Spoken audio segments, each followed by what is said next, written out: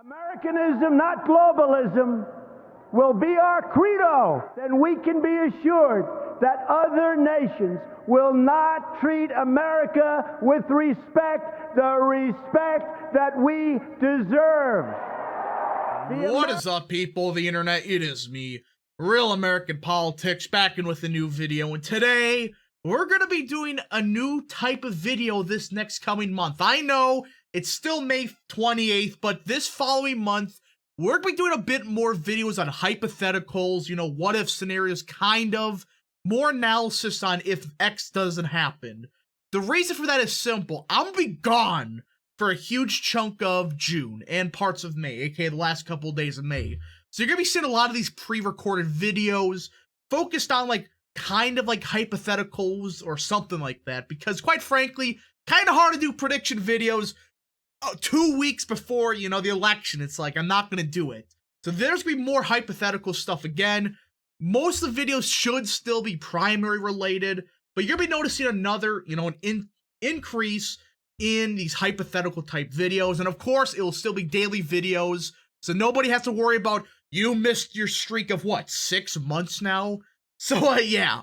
But anyways, I hope you guys enjoy these type of videos. If you do, smash that like button down below, subscribe, share with your friends, hit the little bell, and yes, of course, go follow that mysterious Twitter account in the description down below. And yeah.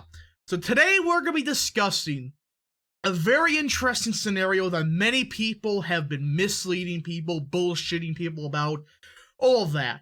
That is, of course, a hypothetical of what if Trump, or the Republican Party, never embraced Trumpism, or anything related to that. Now, before we get into that, we have to discuss what Trumpism really is, because there's some idiots claiming it's about tax cuts. No. The idea of Trumpism is trade protectionism, ending endless foreign wars, and immigration restrictionism. That is Trumpism in a nutshell. Kind of 3 core parts. Yes, tax cuts technically is a part of it, but the main 3 ideals is immigration restriction, fair trade, and ending endless wars. That's what Trump ran on mostly in 2016. Of course, law and order and all that stuff. But those are the 3 main platforms. And if you remember, before Trump, the Republican Party was just complete morons when it came to those 3. I mean, they were essentially no different than Democrats. Sure, Democrats claim to be for fair trade, but that's bullshit. They were essentially the same on those 3 policies. And Trump came in, he destroyed the uniparty establishment to an extent. I mean, it's still there, but it's becoming more and more of there's actually 2 different parties. One of the establishment and one of more of the working class voters. So yeah, this video will be discussing that topic of what the map would look like if the Republican Party never embraced Trumpism. And there's some controversial takes in this video. I don't care, because you just look at the data, you look at the demographics, this is what it would have looked like. So, let's get right into the Republican, states that would still be Republican. So, Alaska, again, a lot of these states, nothing would change. Even Montana, I mean, some of these states like the Dakotas, Montana, maybe a bit closer, but still it would, be safe Republican. Nebraska second technically is not safe Republican, but we'll get to that in a second. Kansas, Oklahoma, Texas, of course, Arkansas, Louisiana, the Deep South, most of it, Tennessee, Kentucky, Indiana, and the great state of West Virginia. Now, you could already tell there's already a couple states missing from the red wall, I guess you could say. And we'll get to that in a second. Now, for the Democrats, these would be the safe Democrat states. Hawaii, California, Washington. We'll get to Oregon in a second. That's a meme, I know. New Mexico. The Northeast, of course, would be safe Democrat. That's either way. And, of course, Vermont, Maine's first. And Maine, at large, in my opinion, would be safe Democrat. And Illinois. Forgot about Illinois. So this would be kind of the for sure blue wall of sorts. And you notice there's parts of the country that don't look too red. Yeah. So the Midwest. This is something many people have been saying for years now that just flat out wrong. No, Ted Cruz was not able to sweep the Midwest. he wouldn't have done it. Maybe Wisconsin. This idea that Republicans could win many of these states without embracing Trumpism is flat out nonsense. Bush couldn't do it. The first Bush couldn't do it. Reagan, the one that they praise all the time, he struggled in many of these states. He still won them, but they voted like 12 points left of the country. So this idea that, if, Trumpism never happened, they could still win it is complete nonsense. Now, the argument is, well, you look at the Sun Belt, you look at other states like Oregon, etc. They're a bit more Republican. Yeah, but it's like, we'll get to it. You'll see that this is such a stupid idea that, we could sacrifice, the Midwest for Oregon. It's complete nonsense.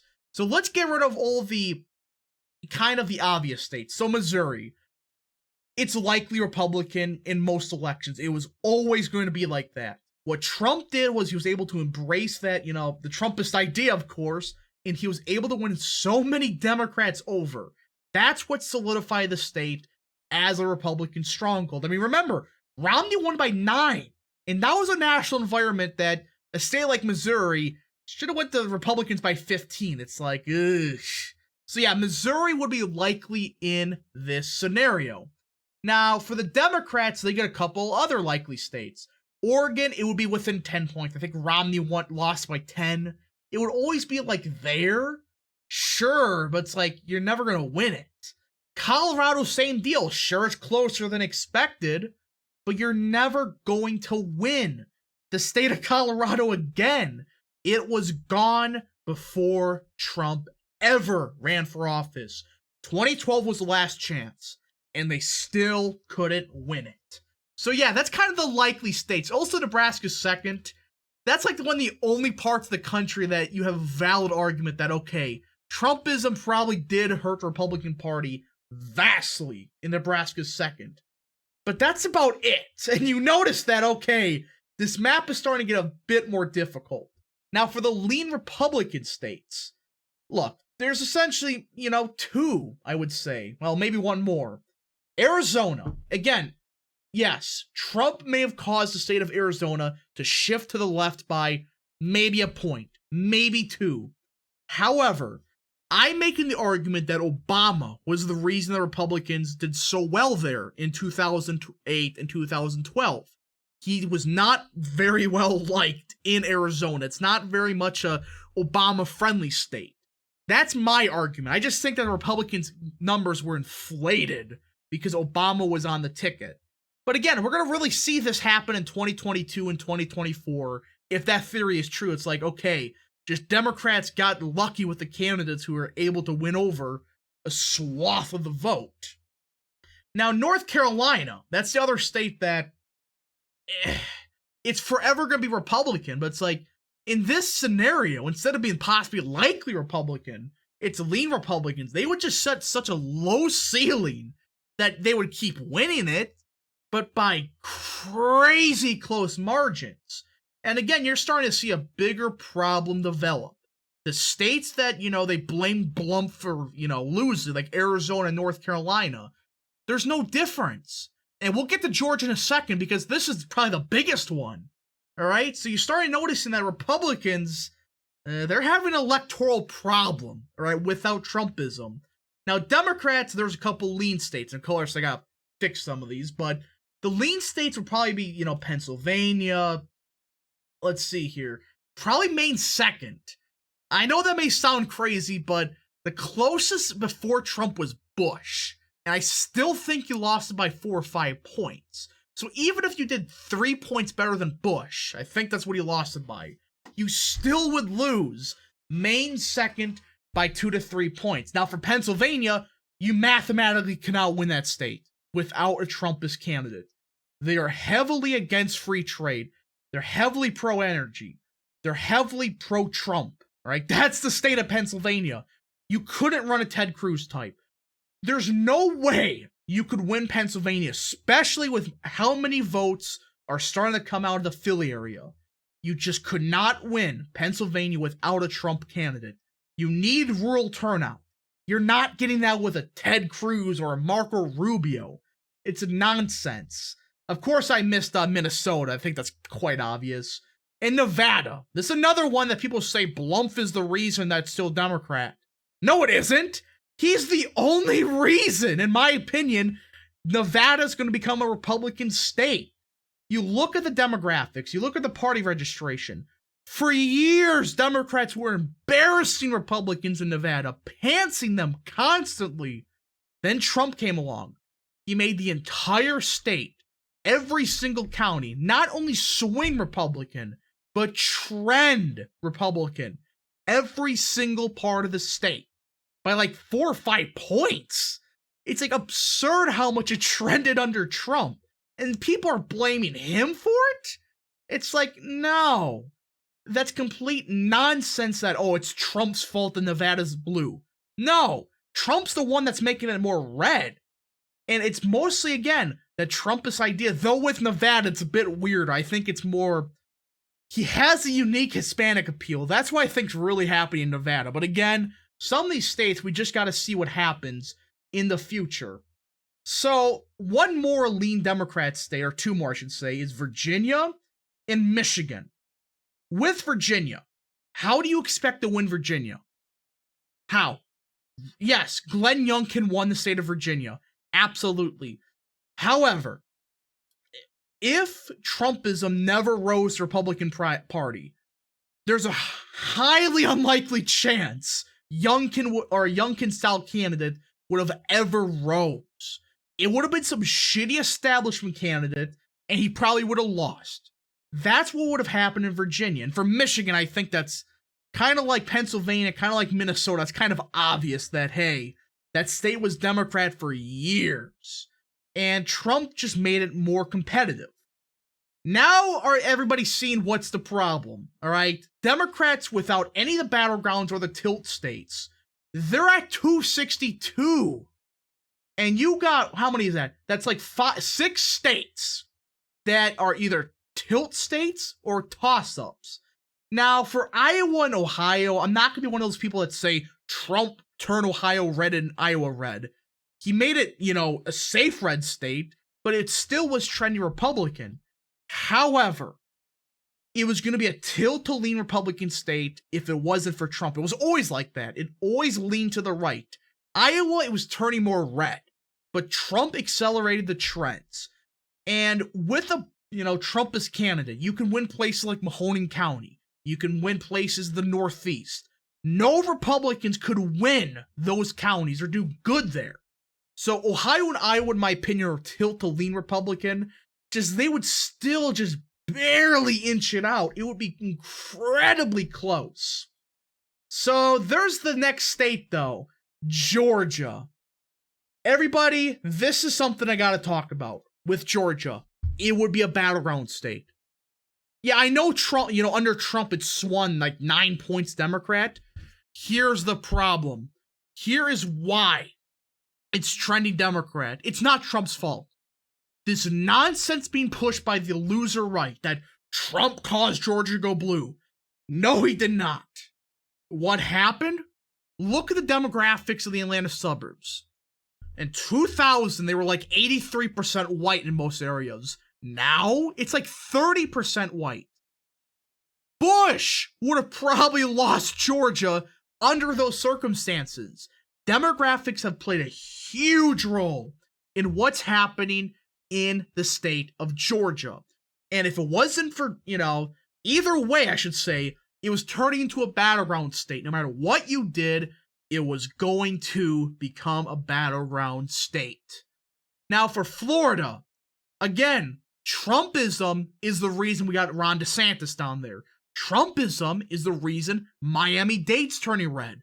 Trumpism is the reason we can win Florida, and the Democrats are giving up on the state. They've given up on it completely. Bushism never did that. Trumpism, though, it has. Again, people are forgetting Trump is the reason DeSantis is the governor of Florida. The loser right doesn't want to admit it. It's true. Look who endorsed DeSantis. Trump did. These clowns would have probably supported Putman. Now they're all shilling for DeSantis. DeSantis is a Trumpian-style candidate. And I'm sick and tired of these people saying he's a he's a true conservative or something like that. Sure, he's not like full-on Trump, but on many policies, he's similar to Trump on. Again, on immigration, we got to see what he is on trade, on foreign affairs, but overall, he has a very similar style to Trump. And for New Hampshire, again, I think New Hampshire, it was always going to be a battleground state. There's nothing to be said there. Now, there's one more state, my home state of Wisconsin. Look, this is a state that, you know, in 2008 and 2012 had blue waves. That's what happened. That's how Obama was able to win my state, by a lot. He won it by like 15 points the first time, like 10 points the second time. It was never going to stay like that. However, this is the problem Republicans have. Even if you were to max out every single Waukesha, Ozaukee, and Washington voter, max out Racine voters, just max and do perfect in Dane, perfect in Milwaukee, you still would fall short by a couple thousand votes. This is a state that for years tilt or lean to the left or towards the Democrats. And look at that. That alone kills Republican chances if it wasn't for Trump. And again, you can look at all the data, you can look at the demographics, it's all there. I mean, if Republicans under this scenario, even if they won every single battleground state, they would still lose every election. That was the problem before Trump. Trump was able to start, essentially, turn all of these states in the Midwest either safe or Republican states. He turned Nevada into a toss-up. In return, he sacrificed a state like Colorado, sacrificed a state like Oregon, and I guess Minnesota is technically a toss-up. He sacrificed pretty much Virginia, though there's hope there. And he turned the entire Midwest into either a Republican stronghold or into a battleground. And look at this now. Look at this. This is essentially what's happening to the country. Under Trump, Republicans now essentially have a 234 floor. As of now, or I should say, there. They have a 235 floor because of Trump. Before it was 212. They had basically a nearly impossible electoral path. Under Trump, they expanded the battleground map, and again, he is the reason the Republican Party still has a shot in the future. This main reason they're going to win states like Wisconsin, win states like Michigan, etc. Anyways, I hope you enjoyed this video. If you did, smash that like button down below, subscribe, share with your friends, hit the little bell, and yes, of course, go follow that mysterious Twitter account in the description down below. And yeah, thank you so much for watching. We'll see you guys in the next video. Godspeed to all of you.